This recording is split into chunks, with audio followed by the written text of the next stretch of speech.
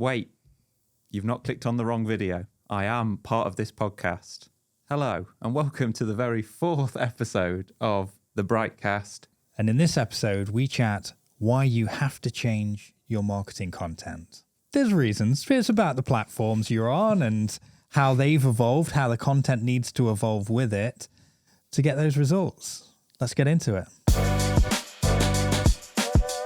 Welcome to the very 4th episode of BriightCast Season 2.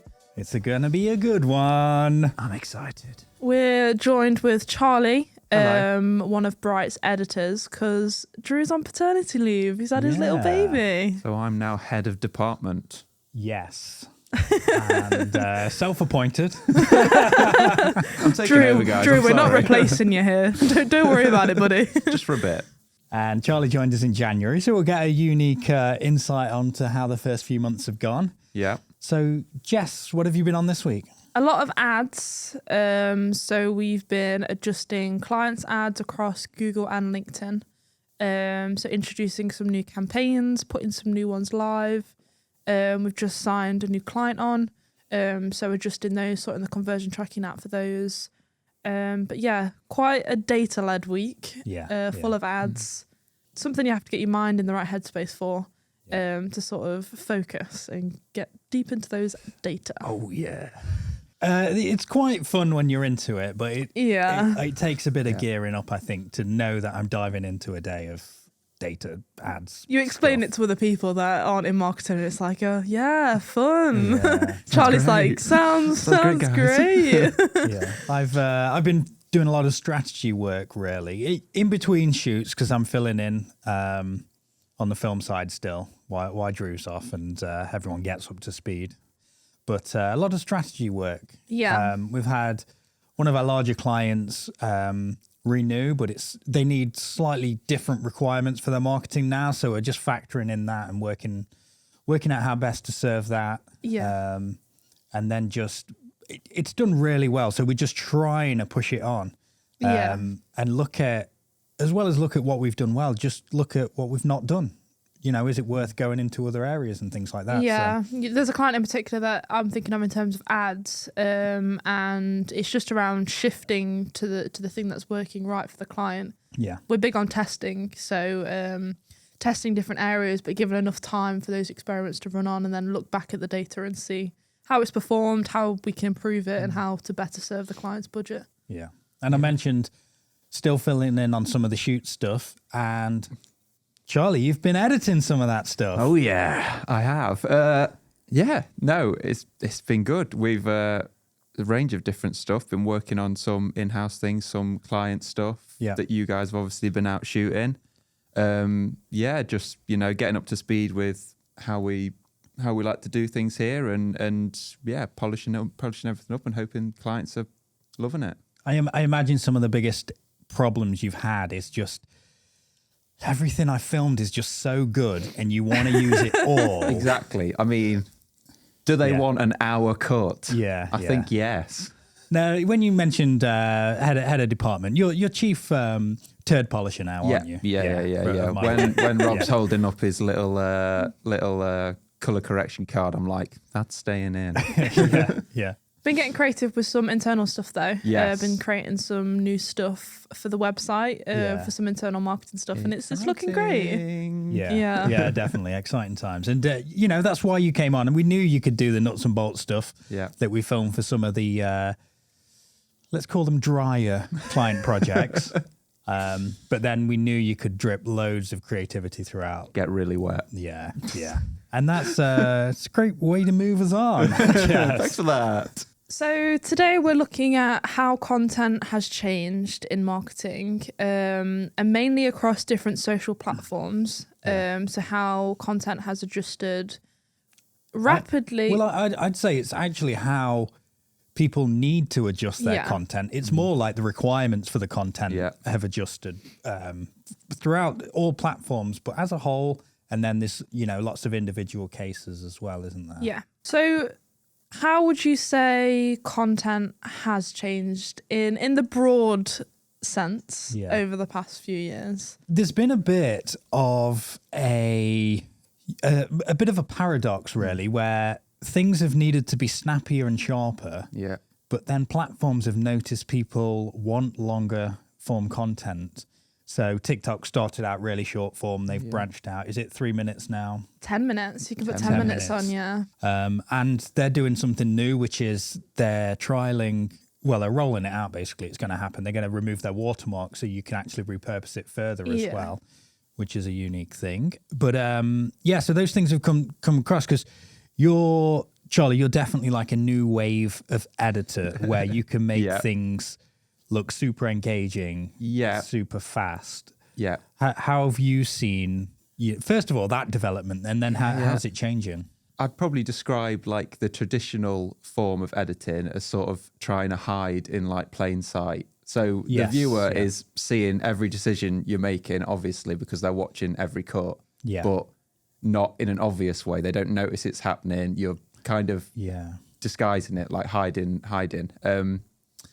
Whereas now it seems editing is becoming more like obvious and in your face, and like you can really see the effects that have gone into things. Yeah. And I think it goes with like this younger generation needing like to be more engaged. Like in a piece of YouTube content, for example, if you're starting with an establishing shot as you would in a more traditional edit, they're probably already clicked off, or they're not going to wait around long for that to build up. Like they jump straight in, and it's someone in your face explaining what's going on, which obviously has its place, but doesn't work for all types of content. Anyway. I wonder if it's something to do with, and you might have your own theories on this, but if it's to do with the sort of rise of user-generated content, because that's definitely something which has increased, and almost preserving the authenticity there, because where you would normally do like an invisible cut or an invisible VFX, like people might view that as inauthentic and want to call you out on it in the comments, but showing that edit or showing that VFX thing, that might be like, look, it might be saying, I know I've done a cut here and you know I've done a cut here. A lot of the time in like more online content that's aimed at a slightly younger audience, for example, you might see a cut to or left in the person moving the camera or how the shot was set up to kind of add to that. Like, this is not high production value. This is still friendly like YouTube or whatever where it's accessible for everyone. Kind of keeping that veil like still there, even though the production values of obviously online content has gone massively up since it started out. Your point on people wanting to be sort of captured in the first few seconds in the opening shot, sort of not being relevant anymore. That kind of goes into the generation nowadays expect things very quickly. Yeah. So waiting 5 days for a delivery isn't a thing anymore because next day delivery is expected. Yeah. It's that kind of thing where attention spans are getting longer, and we spoke about it on a previous pod, but they're expected to be sort of entrapped very quickly. Yeah. So they want to know that the video is good within that first 10 seconds. And then, they'll devote their time for 10 minutes to watch it. But if they're not and TikTok was to blame for this, the whole, you can scroll and scroll and scroll and scroll. And if something doesn't appeal to you, just scroll on. Whereas if you are sort of appeal to that content, people will sit and watch 10 minutes of it because they're attracted to that think content. For marketing content like that, the principles remained. It's always been to capture attention. Yeah.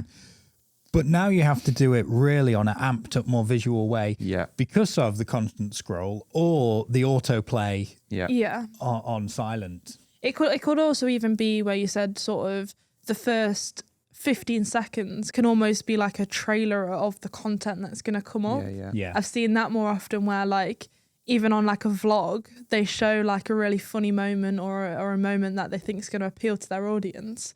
And then it goes back to the start of the day again. Because it's like, oh, this is going to come up. So I'll carry on watching it to watch that thing rather than it just being every video starting like, hey guys, welcome back to the channel. It's kind of like, this crazy thing's going to happen. Oh, hey guys, like that type of thing. And it's not gone unnoticed with bigger projects. So you see it with movie trailers all the time, especially, I've not seen it on TV or in the cinemas, but on YouTube especially, they almost give you a 10-second trailer, like teaser first. Free trailer.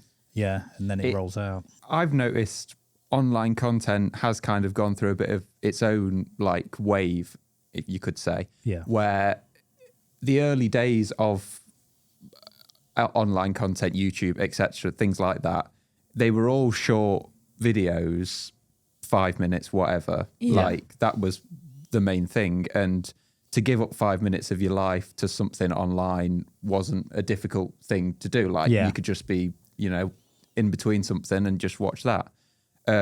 Whereas I've kind of seen that the content on like online platforms has seemed to get longer. Like an average video on YouTube now would be 20 minutes or something if like that, if not longer.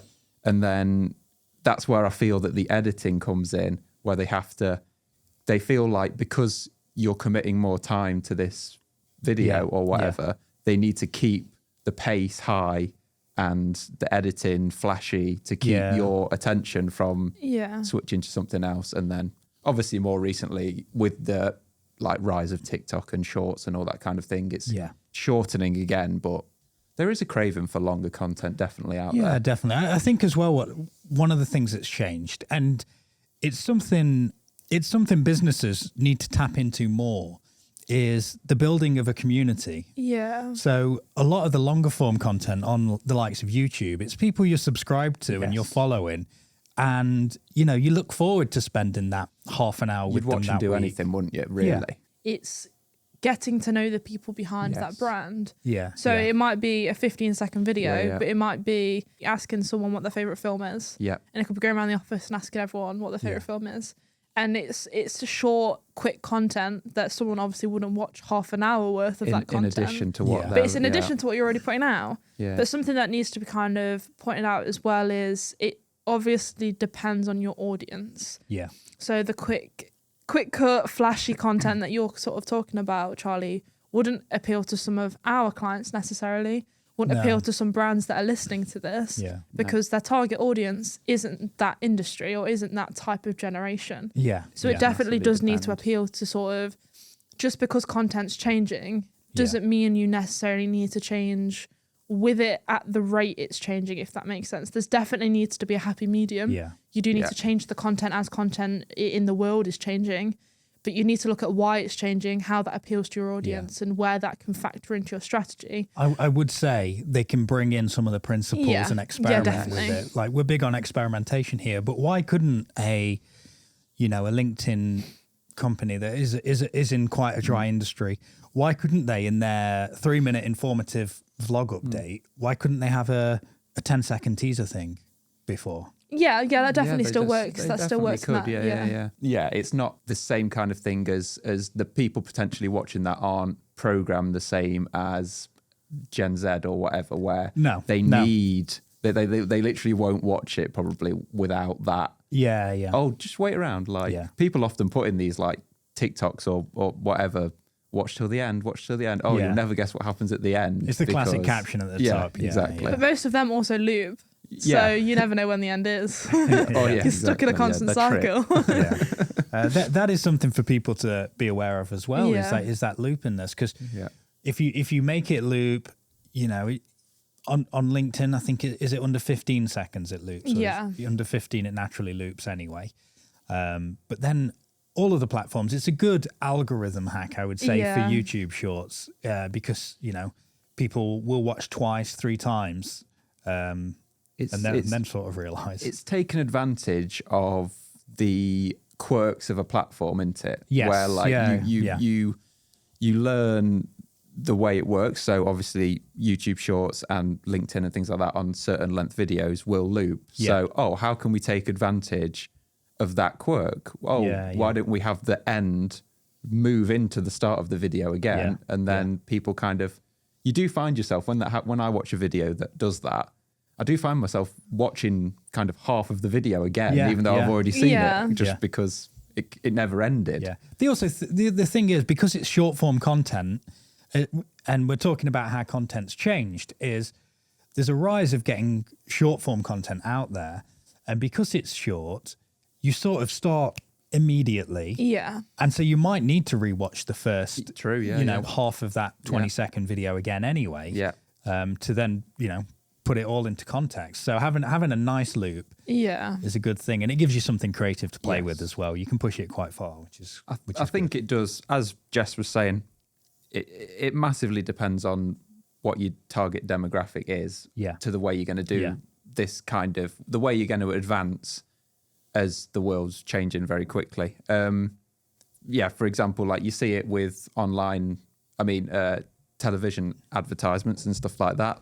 People like JD Sports, who have a really younger demographic, their adverts are pretty wild at the moment, whereas like a perfume brand or whatever, high-end perfume brand who are going to be targeting a much older like kind of demographic, still slow and still quite traditional, isn't it? Yeah, exactly. They've not really changed. And the JD example is a good one. Their Christmas ad was a good one. That used all sorts of modern editing techniques and transitions and things like that. Influencers and things like that. Yeah, as well as the influencers on there.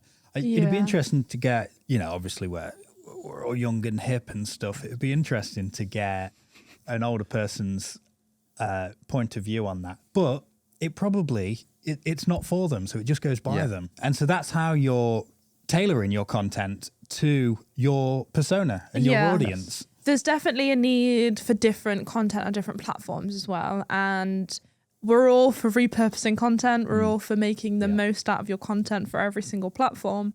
But brands like McDonald's, the content they put out on different platforms allows them to appeal for different demographics. So McDonald's will appeal to literally everyone that eats fast food. Like anyone that wants a quick burger or chips or whatever they're after, it appeals to them. Yeah. So on LinkedIn, they might go after more of the professional that hasn't got time to cook dinner, wants a quick snack in between meetings, that type of thing. Whereas on TikTok, it'd be maybe student discounts or something a bit lower res. On TV ads that they've put out recently, it kind of appealed to no demographic. It was quite broad in terms of it did well. It was a good campaign for them, but wasn't niche down into anything. It was just a good awareness piece. That was quite, I guess their marketing message in it and their new campaign was quite strong. But that was quite traditional, wasn't it, really? Yeah. It wasn't super fast cuts. Like it was cool and stuff, and they brought in Edgar Wright to direct it and stuff. Yeah. But even that, it didn't have his, sort of signature his signature quick cuts and stuff. Well, I suppose he is kind of a traditional filmmaker who, even before the rise of all this online content, was doing stuff that you would probably see now, with the over-the-top sound effects and things like that. So he's kind of, he is kind of fits in with that mold anyway, but obviously didn't use it so much on that example. Yeah. But I think, as Jess says, with the McDonald's example, is kind of having a diversity to your strategy when you're kind of thinking of creating some content, of like thinking if you've got a wide target audience, like you're going to need some to go on LinkedIn, some to go on and appeal to the different areas of your target demographic. So it's just thinking about that when you're going into it. Creating the content. How can we branch this, and maybe even using the same content edited in a different way? Yeah. I was going to mention that's a big point people I think often overlook. So they see short form content. They see places you can use long form and short form. Yeah. And they think, we'll just put a 30-second clip of the long form. It's not as simple as that though, is it? No. You can do things like that, and you can kind of spruce it up with some captions and things like that. But there is a place for that stuff. But I think the real silver bullet is creating additional content, as like you were saying earlier, that goes alongside your longer form things, that adds something extra, gives the audience something extra. And it might not take that long to create or whatever. And it's just planning it beforehand and things. I think you can plan it beforehand. And then if you're repurposing, I think it's just understanding that it's not as simple as just snipping 30 seconds. No. You need to, jazz up that editing, don't you? You need to bring some flourishes. Your cuts a bit quicker and just kind of dive into what we know works on these shorter platforms without kind of selling your soul too much. Yeah. Something else about when sort of shifting with change is not to copy something that's working good. Yes. If you create content that everyone else is creating, you just blend in. Yeah. You also need to be thinking, so video content's changing to be quite quick cut, quite fast paced, quite engaging. How can we differentiate ourselves while following this trend? Yeah. How can we create unique content while also sort of adapting as content is changing? It's asking what's our version of this, isn't it? We or I like to use that phrase a lot is, okay, but what's the Briight version of this? Yeah. Which also helps people look at it from their target demographic as well. So by looking at your version of it, it's looking at how it will appeal to your brand messaging, to the visual identity that you're putting out, the persona that you're targeting. Because if you start putting, if you're, say, a dry company that's quite maybe an accountant. Yeah. If you're an accountant and you start putting really rough content out there that's not well shot or well edited, you haven't put a lot of money into it, your content's a bit all over the place, who's going to trust you with millions of pounds? Very true. You need to be able to put content out that's sort of representative of your brand, but you can still follow these trends. You can still follow the content changes. Yeah. It's just knowing when to sort of hop on them and when not to. And it's the danger, isn't it, that as the content changes and the world changes in that respect, that eventually that becomes the norm of content, and it's no longer the new wave. You've missed the wave. Now it's just the ocean. I expect to see that with the rise of AI. Yeah. As soon as AI makes something simple for everyone to do, and one thing or one style will start getting results, and then everyone will do it, but then that'll stop working because someone will go opposite. So it's when you zig, when others are zigging, you zag. It's the rise in obviously ChatGPT. LinkedIn has become a field of ChatGPT written content. Yeah. And it's starting to not work anymore. People are writing, quotes there, long form content to put on LinkedIn, and it's not them writing it. And everyone's putting the same sort of version out. Yeah. So when someone's starting to write their own content again, it's performing better. I've got a joke about it that I made up. It's not fully formed yet, but I'll give it a go. It's ChatGPT is actually changing the English language because now you can't spell LinkedIn without AI. Yeah, I do like it. I don't know. With the when others are zigging, you zag kind of thing, and you know, everyone doing the same style, something else will stand out. Do you think there'll be a rise of something like, have you ever seen the trailer for The Shining, just the elevator lifts? So it's so intriguing because it's a static shot of lifts and the lifts open and all the blood starts coming through and it's just washing over and stuff. Like, that's quite an intriguing open to a film. It's one shot, it's a slow thing. You could see something similar with slow push-ins and stuff, and then things start revealing and stuff like that. It's a picture speaks 1,000 words, isn't it? Like, you've got so many questions of like what's happened there? Like, what's the context of this? And then suddenly, you know, it plays to the natural human instincts of, I want to know what's gone on. Yeah, I think it'd be good to experiment with some of that stuff. Yeah. It has to be the right platform. I don't think you could start off something on, YouTube Shorts or Insta Reels, for example, like that. But maybe you could, we don't know until we start experimenting. Then the other thing I would say with long form content is companies should try and build more of a community. Take the influencer route, and they have a good community and they build. And they do it by giving value. Influencers, it's mostly entertainment. Yeah. With B2B stuff or B2C, it could be, more traditional value given that a company can give. But it's hard to build that community with long form content. We've seen it with this podcast. Yeah. Podcast does okay, but when we've started doing the cut downs and the reels and putting them everywhere, platform appropriate, it actually helps your long form content.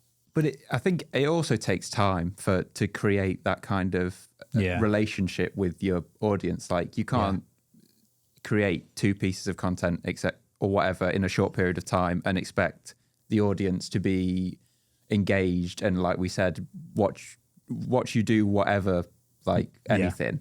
It takes time to kind of build that relationship, but it's worth doing, because once you've got it, it's a massive advantage. Like them trusting you and things like that. We see it all the time with influencers and things like that. And I think that's why influencer marketing is such a big business. I heard someone talk about it and said that if you see an advert for something, you're probably, I think it was about 10% more likely to buy it.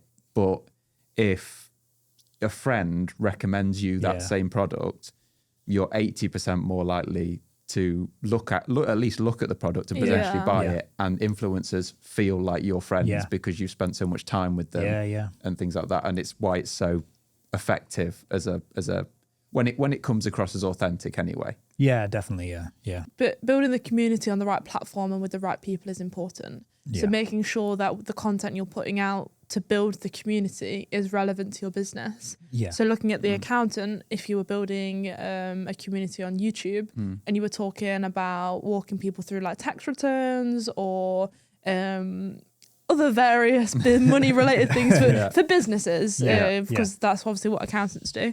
Whereas if you were just putting random content out about how to earn more money, you're probably not building the right community for your business. And seeing numbers, so say if you've got 10,000 followers, but only 1,000 of them are the right people that are going to buy from you. I was going to say with that accountancy example, that's probably not niche down enough. It needs to be, you're talking of, I don't know, it could be accountancy only for law firms. Yeah. Like I've seen that, or accountancy only for companies under 20 employees or something like that. Yeah. Just something where you can niche down the community. It's about nailing your niche, isn't it? And then expanded. Once you've got that niche, you've nailed it basically, and you're smashing it in that department, then you can expand and you've already got that platform there. Yeah, in that smaller niche. Yeah, because if you're putting out your message consistently, which you mentioned earlier, consistent, and to the right audience, then that's how your community is going to start building with the content you've got in there. Something that I think has changed a lot is, I'd say even like a year ago, people had this assumption that different platforms had very rigorous content types. So LinkedIn, for example, was known as this business platform that only had informative content on it.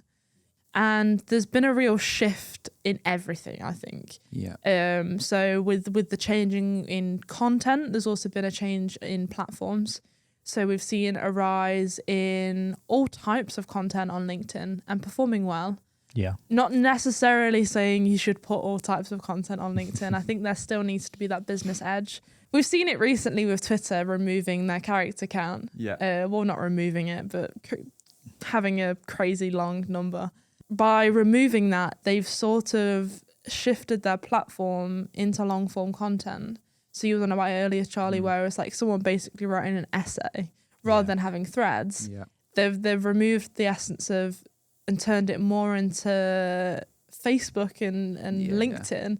It'll be the rise in the popularity of threads, I guarantee it. Yeah. It'll be interesting to see who has like a novel use for that. Well, this is the thing, isn't it? And how people work with it, I guess. We were saying, weren't we? Like it's working out the quirks of your platform and then taking advantage of them. And there's inevitably going to be some way to take advantage of this new layout. Yeah, definitely. What I would say is if it's new, they're going to push it. Yeah. So as a general rule, if a platform brings out a new feature, it's good to think about what's our version of using this and get that out there, because they're going to push it. So for an awareness piece, it's great. So we've spoke a lot about how content's changed, how platforms have changed and forced change into content and how they've adapted to the change in content. But what would you recommend to SMEs that are creating content for their platforms, for their audience, to sort of adapt to this change? Like, how would you recommend that they'd adapt to the change? Big on experimentation. How would that filter into their video content, would you say, Charlie? What I would personally say would be really take a look at what your target demographic is, because as we've said countless times in this podcast, there's no point creating a TikTok dance or whatever if you're trying to do finance or whatever, for example. Yeah. So yeah, really delve deep into what actually is your target demographic, and then look at what appeals to them and what engages them in video content, for example. Mine would be big on experimentation. And I know Charlie's point was there's no point in creating content if it doesn't appeal to your demographic. I think you could maybe create 5% of content that's not 100% aligned, or you want to try a new trend or something that's adapted, or maybe even 10%. Yeah. Always create content that maybe even scares you a little bit. And even if it's just 5% or 10% of your content, it's not all of it, it's not a huge percentage. Test that against what you're already doing. And if it's outperforming it, like double down on it, create more content like that. And then do it again. Test something else. Test a different targeting technique. Test a different type of content, or a different length of content, or a different editing style. But always experiment against it. Don't just completely switch your strategy. Yeah. Always have a baseline. Always have something that's working for your brand, and always have something that's getting the ROI that you expect. Yeah. But then experiment. Yeah. Always be changing things. We can all pretend to be experts, I suppose, and but no one really knows what works on these online platforms. There's obviously things that seem to work, but no one's got the formula for exactly how to make something viral or just reach a wider audience, for example. Marketing in general, your thing really is have a best guess. You know, give it the best chance of success, but then experiment and iterate on it. It's that thing of like people posting, "Oh, this is how to hack the Instagram algorithm." Nobody knows. No one knows. The people at Instagram probably don't even know how to. Before, isn't it? They'll have certain things that sort of boost your content. So it might be a new feature. It might be when Instagram introduced the save feature that helped boost content. But it's always going to be something you have to experiment on, something you have to sort of look around, do research into, experiment, and then experiment on what you're doing, double down on what's working. And also like I just enjoy it as well, because we live in a time where online content, video, etc. is basically the Wild West, really, isn't it? We never know what the next thing to work will be until someone does it. So just sticking to what's been done before or what you already do is you're never going to be the first person to find that next thing or one of the first people to find that next thing, because none of these trends were trends until someone tried it. And it wasn't their thing to do before they tried it. So it's, take advantage of the exciting opportunity that a very fast changing world presents to small businesses and things like that. Experiment. I would say experiment, but also give it chance of working. You know, do that consistency. You know, we put out quite a few podcasts before it really gained any traction. Before, we were just shouting into the void, really, before we heard back from people like, "Oh, I listened, that was great," and stuff like that, or people just in passing referencing it. But that was because we gave it quite a few weeks and a good run. So I would say experiment, but give it a good chance to success. And treat it like an experiment. Write down what you hope to see, and then how you're going to track it as well. To put a number on that, I'd give it a minimum of a month, but the ideal time is around 3 months. Give it time to sort of the platform to learn what you're doing. Give time for your audience to give feedback. Give time for you to actually look at data. If you do a week's worth of this experiment and then stop, you're not really learning anything, because you could post on different days, different times, different audiences, different platforms. You need to give it a good shot, like you say, Rob. You're never going to hit a home run on your first swing, are you? So it's experimenting and keep at it, because I think potentially you might want to see results straight away or something like that, or you get into that mindset of like, it's not working, like. But you never know which piece of content is going to be the one. You just tweaked something, you were so close to it. Tweaks at something tiny. And that was it. Or it's even just the time, like the timing, what's in the news at the time, what are people interested in at the time. That kind of thing can just like rocket your piece of content or whatever. So it's all. So look at what's trending. Give it some experimentation as well. And then I would add that even if you feel like you're too late, you're probably not. No. But ask, what's our version of this? How can we differentiate? How can we do it different or take it up a notch? That's how it stays authentic, isn't it? Yeah. You don't want your audience to suddenly think, oh, that was a strange left turn. Why are they suddenly... A minute ago they were doing that kind of stuff and now they've completely changed because... And then it feels like you're just following trends, which is a quick way to put your demographic off your content. Whereas, like you say, if you're adapting something that is doing well for other people, but into your niche, then you're achieving both things. You're attacking that trend or whatever and riding the wave, but also not seeming disingenuous to your audience. No, giving something different and unique to the world, Perfect. It was a good pod, guys. It's nice to have you on, Charlie. Thanks. You'll never see me again now. Goodbye.